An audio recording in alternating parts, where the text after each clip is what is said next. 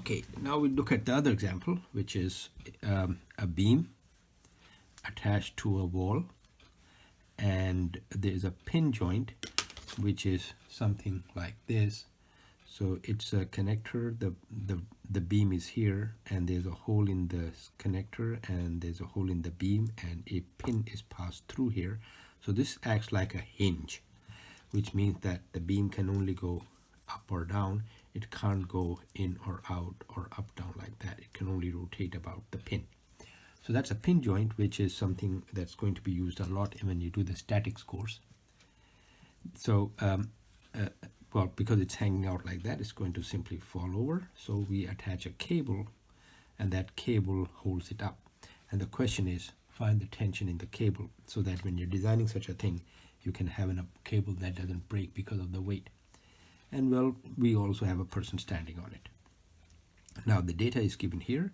It's 6 meters long, and the weight of the beam is, mass of the beam is 50 kilograms. The mass of the person is 70 kilograms.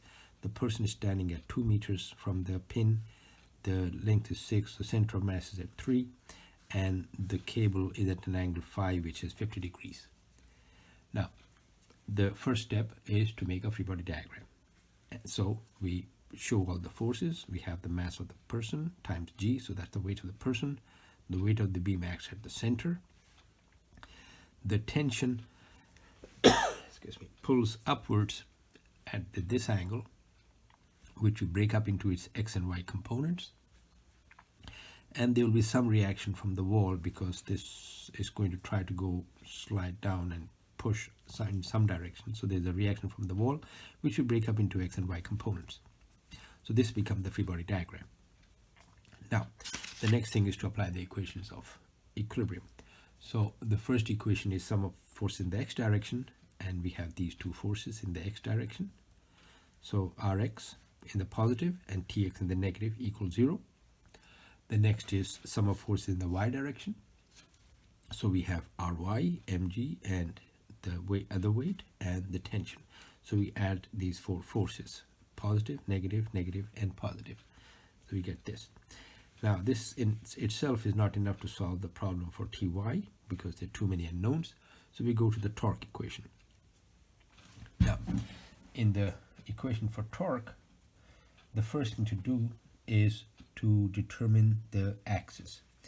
And we can take the axis anywhere we like, but this would be a nice place, because there are two unknown forces passing through it, and that would mean that the torques due to both of these would be 0, and we would be left with, well, that would also give us 0. We will get fewer non-zero equations. So that's our axis, which is at the pin, and the first torque is due to Rx, and the equation is for the torque, it's going to be torque equals R cross F, which is Rf sine theta, and all the thetas here again are either 0 or 90. So R is the distance from the pin to Rx, and that distance is 0, because Rx acts at the pin. So we have 0 as the distance times Rx. Then we have Ry, which is again acting at the pin. So Ry is also 0 times the reaction y. This is the distance to the pin, the little r. Then we have the third force, which is acting over this distance, and the angle is 90 degrees, so sine theta is simply 1. So this r is 2 meters times mp, mass of the person g, so 2 times mpg. And then we have the mass of the beam at 3 meters, so 3 times the mass of the beam times g. We'll look at the signs in a minute. Tx is pointing straight towards the pin, so it will not cause any twist or turn in the beam, so the distance between the force and the pin is 0, so this won't give any torque. And Ty is acting over 6 meters, so it's 6 times Ty. Now mpg, this is going to act downwards, so it's going to create a clockwise torque. Okay, so the is pushing downwards, so it's going to create a clockwise torque. Similarly, this is going to create a clockwise torque. It's going to try to make it turn clockwise, whereas Ty is going to try to make it go counterclockwise. So therefore, this torque is positive, and these two are negative. The torque due to these two forces are negative. Well, now we can, these are 0. We know the masses and the g's, that's 0. So we plug in those numbers, and we can get Ty as this value, and then Ty equals T sine phi. Okay, so the Ty is going to be T sine of phi, and therefore T is Ty over sine phi. Plug in the numbers, and we get 618 newtons. That will be the tension in the cable in this direction.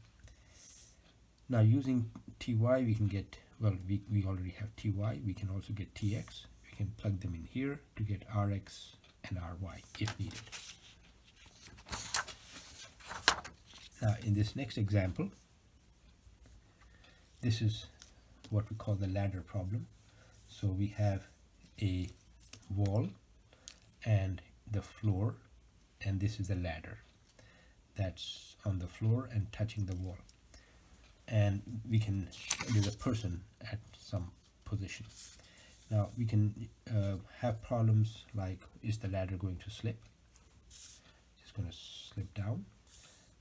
Or what should be the minimum coefficient of friction so it does not slip? Or what should be the minimum angle at which it does not slip for a given coefficient? Or like, if the person keeps going up, is it more likely to slip? So how high can the person go so that the ladder does not slip? We'll take the length of the ladder as 8 meters, 30 kilograms, and angle 60 degrees. There's an 80 kilogram person at 3 meters from the base along the ladder. This is 3 meters. The center of mass is at 4 meters. The total length is 8 meters. There's no friction on the wall, so that makes the problem somewhat easier. And on the ground, what is the coefficient of friction to prevent slipping? That's what we're trying to find. Again, the first thing to do is a free body diagram. So we have the weight of the person, the ladder, the normal force, and since the ladder is going to tend to slip this way, the friction has to push it to the right. And on the wall, because there's no friction, there's not going to be any force in the y direction, so it has to be only the normal force, which is P. So that's the normal force at the wall when we write it as P. So we got the free body diagram. Now apply the equations of equilibrium. So we write the forces in the x direction equals 0. We have F and P. So F minus P is 0. In the y direction, we have these three forces. So the normal minus the mass of the person, G, and the weight of the ladder. We know all of these terms, so the normal comes out to be 1078, just incidentally same as what we had previously. And so the friction is going to be mu times n. Well, that's what we're looking for, but we don't know F. So if we get the P, we get the F, we get the F, we get the mu. So now we need to write the torque equation.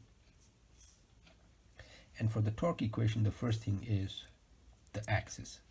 And we'll select the axis right here so that the thing can sort of spin about this axis. So all distances will be measured from this point.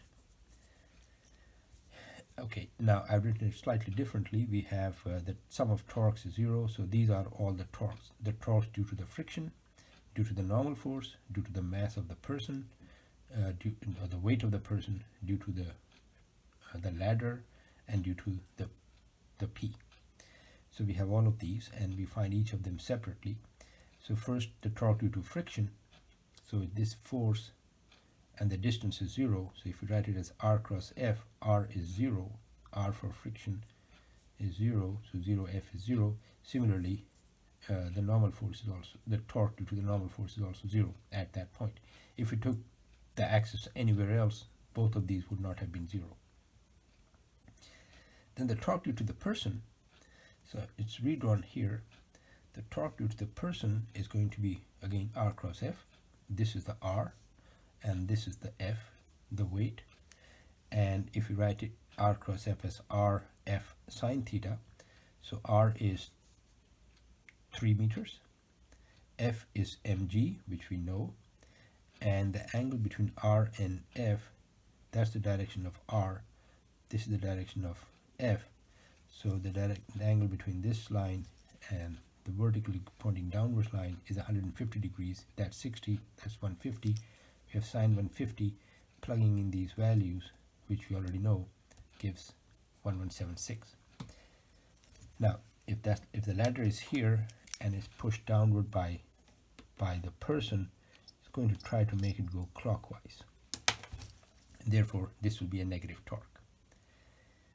Now the ladder, the weight of the ladder acts here at 4 meters. So it's going to be 4 times the weight, mlg, times this angle, which is again RL, length of that's R up to the center of mass of the ladder, and sine 150, and plug in the numbers, we get 588. Again, this is a clockwise torque because it's also going to try to make it turn clockwise. And then we have torque due to the force P, due to this force, and that force is shown here. It's pointing to the left. This is now our R from the ground up to here. So that will be RP times P times sine of the angle. So that's R going this way, and that's P, so the angle is 120. This angle is 60. This 60, that's 60, that's 120. So we plug in these, and we don't know P, so RP times 120 is 6.928 times P, and this will be positive because it's going to try to make the whole thing turn counterclockwise. Well, we can plug in these values that we have over here, and we get the value of P. And then plug them in here, so P equals F, and F equals mu sine theta, and P is here, so we get the value of mu S as this over N, we get that number. Now there's a slightly different way of also calculating these torques, and we need to see that also, just to make sure that you get the torques properly. So this is, we're going to find it for the mass of, for the force, the torque due to the weight of the person. So it's this one which we are going to find once again. So that's our R, and that's our force. So the torque due to the person is going to be R cross F.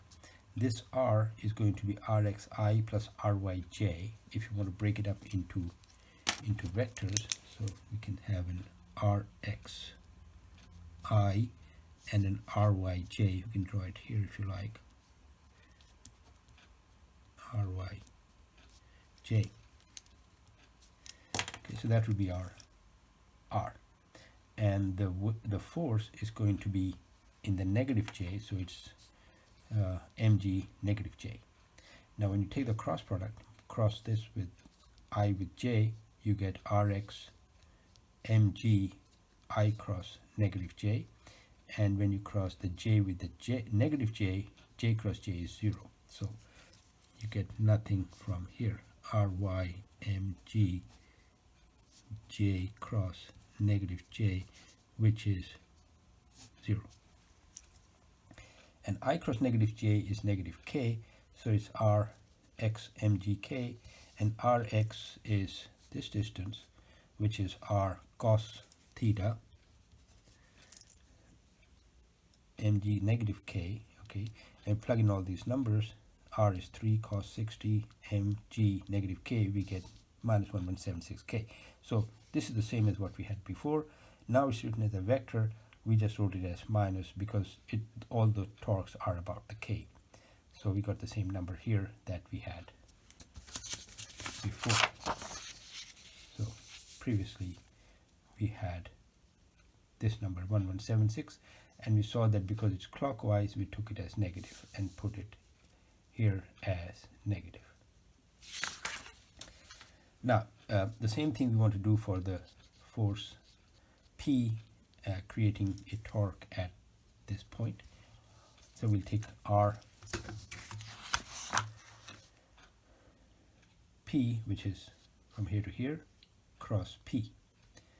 So P is going to be Rxi plus Ryj. So this will be our Rxi, and this will be Ryj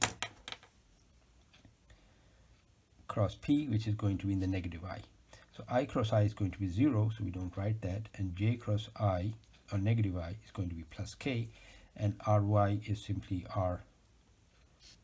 Rp sine theta times the P and the K. Plug in the numbers, we get this value with the P, which is the unknown.